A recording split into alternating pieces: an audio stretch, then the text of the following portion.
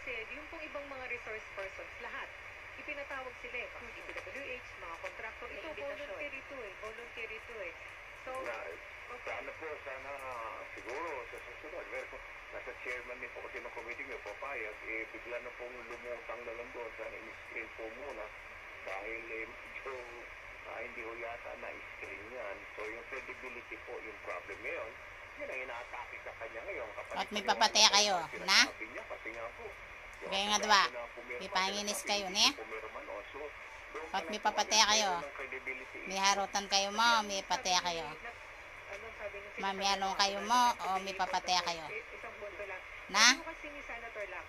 May kayo nga diba? Na, kali. Apong uga. Kaloko. So basically, pinanumpaan niya na sa lahat, diba?